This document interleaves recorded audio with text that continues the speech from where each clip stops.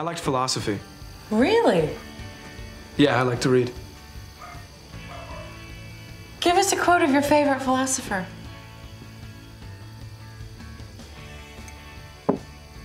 Sometimes the questions are complicated, and the answers are simple. Don't tell me. Voltaire? It's Voltaire, isn't it? It's Dr. Seuss. The new movie, The Lucky One, is based on a Nicholas Sparks bestseller. It is a story of a Marine searching for a woman he believes was his good luck charm while he was serving in Iraq. Nicholas Sparks writes the kind of love stories that have translated very well into the big screen, and he joins us here, Broadcast House. Good to see you, Nicholas Sparks. Good to see you again. It's like old home week here. It really is. It really is. Before you came out, I don't know if you heard Steve Harvey, who was here, talking about the 90-day rule. Yeah. He's someone who writes about love stories. Sure. Did you hear the 90-day rule? I did hear that. You know where my next question is for you, Charlie. Speaking to the microphone. You're going to the wrong person. Okay, the 90-day rule, he says, that when you're dating, that the 90-day rule should be observed. What do you think, as someone who writes great love stories, by the way?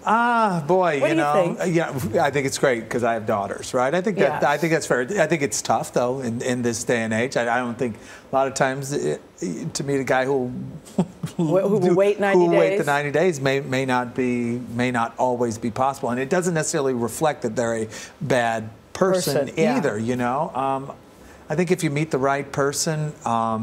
You know, I met my wife on Monday. Yes. I told her that we would get married on Tuesday, the very next day. The day after you met her? The day after I met her. And of course, we've been married for 23 years. We have 5 children. So how did you know she was the one? You know, we had so much in common. She was just she was incredibly smart. She's kind. She had a great sense of humor. But all the big things in life, we had the same views on all these. You know, do you want to have kids? Do you want to live in the city? You know, do you want to be at home when the kids are little? Same kind of, you know, older brother, younger sister. This whole thing. So we just had a lot in common. I love the family dynamic that he has. North Carolina. Yeah. Oh, yeah. Why? Yeah, why? Yeah, I like North Carolina. You know Charlie's from there, right? Yeah, you know, I think it's I like the change of, I like the culture, I like the pace of life. I'm a small town guy. I think it's a wonderful place to raise family, but it's also, you know, it's got this, you're right at that median where you can change the weather. You get all the change of seasons, right? And so you get the change of seasons, but it's not too cold, it's not too hot. It's kind of the best of all these worlds. It makes for a great place to write novels, I think it's the best state. I really do. I like North Carolina.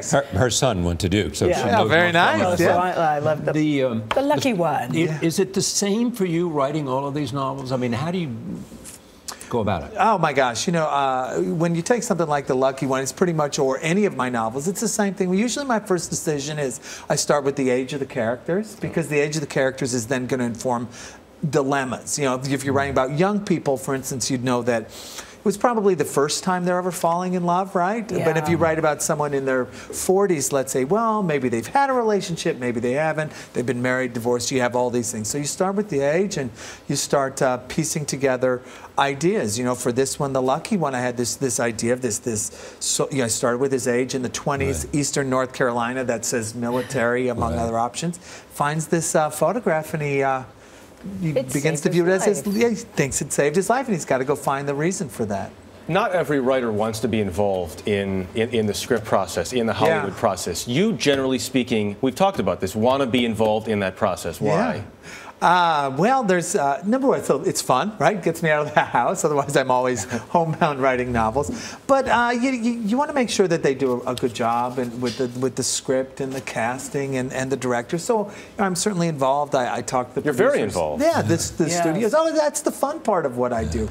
The key, though, it's funny, is to not be too involved. You really have to know when to pull back, because if Isn't that hard, though, Nick, with your work? Isn't it hard not to be too involved because it's yours? And that's the challenge, but it's not for that reason, because if I get too involved, then what happens is The Lucky One ends up being too close to Dear John or Message in a Bottle or A Walk to Remember. You want to allow these very creative people, the actors and the directors and the other producer, to put their stamp on it so that all of these films feel differently, so that you can enjoy The Lucky One and you could have enjoyed The Last Song or But if you've whatever. sold the film rights, you have to accept the fact that it's now their story. Oh yeah, Yes, but they know if they want to work with me again. No, I work with really good make people. You happy. No, I'll tell you what, you're exactly right on that first one. You have no rights whatsoever. Exactly. But I've been around for a long time, and I have a really good relationship with a lot of the studio people. And they trust you. Yeah. Zac Efron was a surprise to me because I see him as High School Musical. Sure. But I thought he did number one, he looks the part. Absolutely. Sounded the part. Did you have any say in casting Zac Efron? Was he your choice? Yeah, of course. I think we He knew was your before. choice? I think it wasn't and necessarily you think about these before you write them, potentially. I do. You look at that.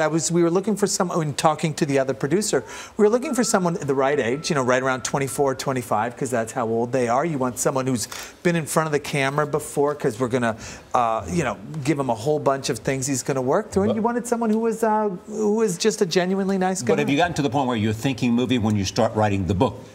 I am pretty aware, I'm pretty aware that they're going to be filmed, but really all that does is it raises the bar, because now I don't only have to be original as far as novels go, it also has to be original for film, so you have to kind of know what's going on. So for instance, I could never write a love story like Sweet Home Alabama, or I could never write a love story set on the Titanic, because even though these weren't books. Love story like 50 Shades of Grey. That's a whole other conversation. Yeah, that's a whole other conversation. Nicholas Sparks, thank you very much. Best to your wife. Yeah, thanks. Yeah, I love that they still have date nights, guys. It's great stuff. They still have date great nights. Stuff. 23 years. The Lucky One opens in theaters next Friday, April 20th. Oh, so does